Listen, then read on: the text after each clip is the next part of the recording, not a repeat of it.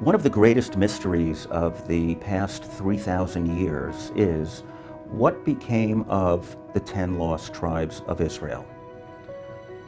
What was their fate? What happened to them? Where did they go? And would they eventually return to the land of Israel? We know from the Bible that after the death of King Solomon, the people of Israel, the 12 tribes, became divided. There was the northern kingdom of the 10 tribes and the southern kingdom of Judah. 2,700 years ago, the Assyrian Empire, the superpower of the day, invaded the land of Israel, captured Samaria, captured the northern kingdom, took the 10 tribes and cast them off into exile, where seemingly they disappeared into the mists of history. 140 years later, the Babylonians invaded, and they captured Jerusalem and destroyed the first temple, and they sent the Judeans, or the Jews, to Babylon, where they sat for 70 years and wept as by the rivers of Babylon when they remembered Zion. At the end of 70 years, the Judeans began to return to Jerusalem. The second temple was rebuilt, and it stood until the year 70 of the Common Era, when the Romans invaded, besieged Jerusalem, destroyed the temple, and scattered the Jewish people to the four corners of the earth. So many of you, when you meet a Jewish person, whether it's in New York or London or Tokyo, chances are that person is most likely a descendant of the tribe of Judah, such as myself. But what about those 10 tribes that left much earlier than Judah?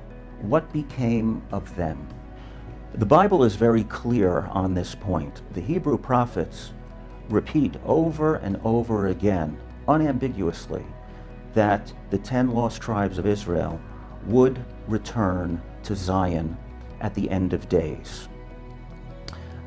Jeremiah chapter 3, verse 18, for example, God says, "In those days the house of Judah shall walk with the house of Israel," Judah and Israel. Zechariah chapter 10, verse 6, God says, "And I will strengthen the house of Judah, and I will save the house of Joseph," Judah and Joseph.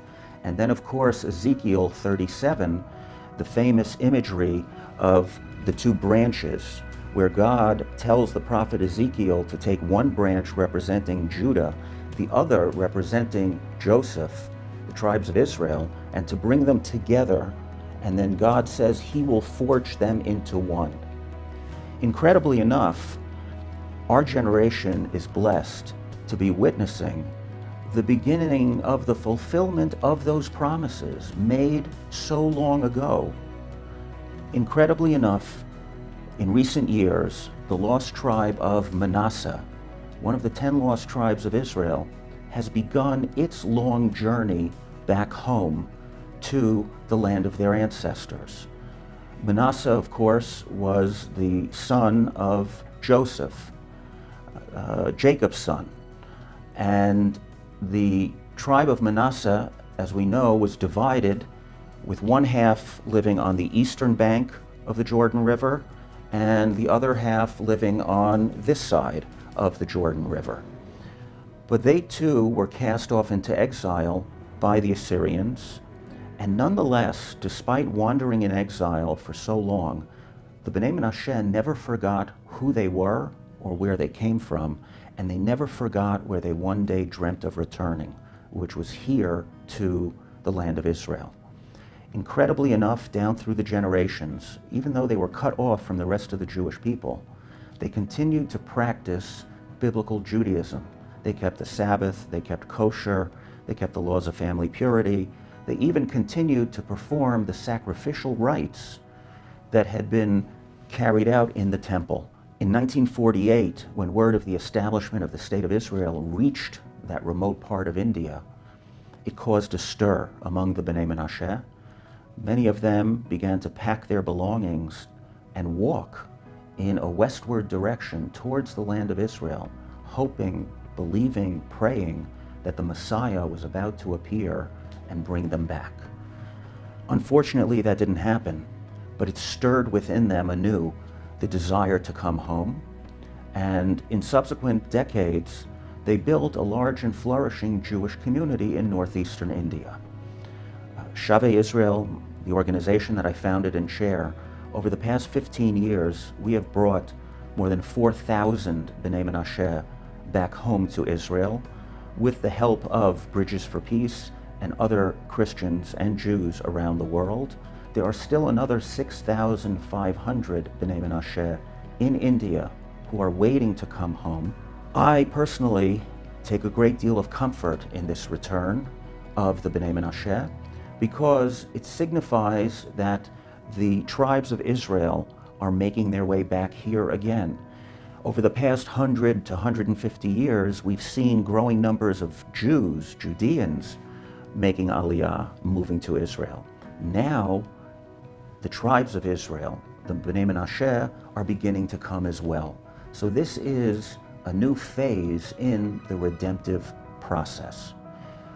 And I believe, as the prophets have told us, that the nations of the world, the Gentiles, have a role to play in facilitating this return. Isaiah chapter 49, verse 22, God makes very clear that you, the nations, you will carry our sons and daughters back to the land of Israel.